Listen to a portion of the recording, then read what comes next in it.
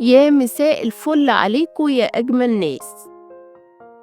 قبل ما أبدأ النهاردة لازم أعتذر لأن صوتي مختلف شوية، عندي نزلة برد شديدة جدا، بس قلت ما ينفعش أوقف سلسلة القوانين ولا أسيبكم من غير حلقة، خصوصا إن حكاية النهاردة تستاهل تتحكي. أنا نهلة فؤاد وإنت دلوقتي بتتفرج على برنامج خلاصة في 5، البرنامج اللي بنلخص فيه أهم وأقوى الأفكار في 5 دقايق وبس. والنهاردة هنكمل مع بعض جزء جديد من قوانين القوة، ويلا بينا نبدأ أول قصة.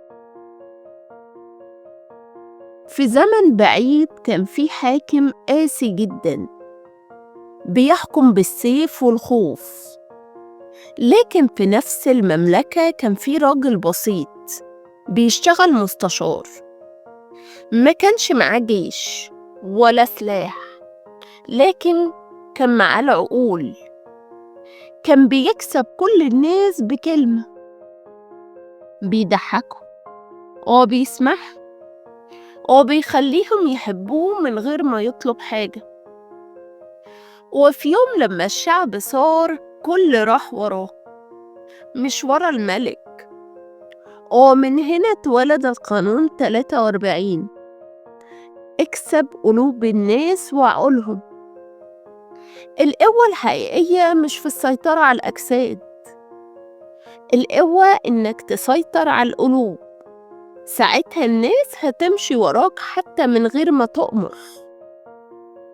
وفي مملكة تانية كان في حاكم تاني ذكي جدا بس عنيد، كل مرة حد بينصحه بيصر على رأيه، لحد ما في يوم نصح وزيره وقاله لو فضلت مصر على رأيك بالقوة الناس هتتمنى سقوطك حتى لو عندك حق.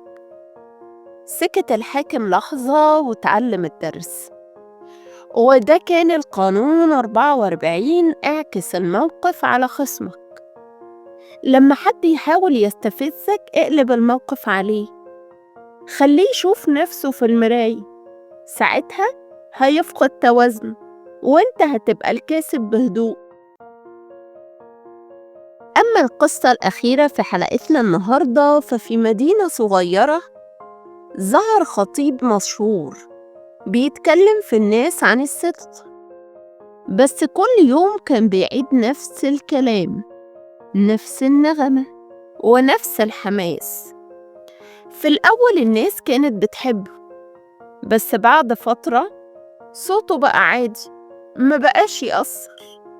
وده كان القانون 45: ما تبالغش في الإصلاح، التغيير لازم يكون بسيط ومتدرج. الناس بتكره اللي بيهز العالم فجأة، لكن بتحب اللي يغيرهم خطوة بخطوة لحد ما يصحوا يلاقوا نفسهم في مكان جديد من غير خوف. وفي النهاية القوة مش دايما سيف أو كلمة، أحيانا بتكون ابتسامة، صبر، أو خطة باردة زي التلج. اكسب القلوب وسيطر بالعقل واتحرك بحكمة، كده تبقى انت اللي ماسك اللعبة بإيدك.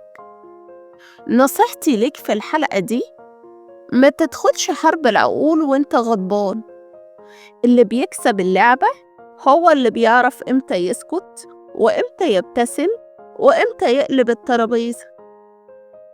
أنا نهلة فؤاد ودي كانت خلاصة النهاردة.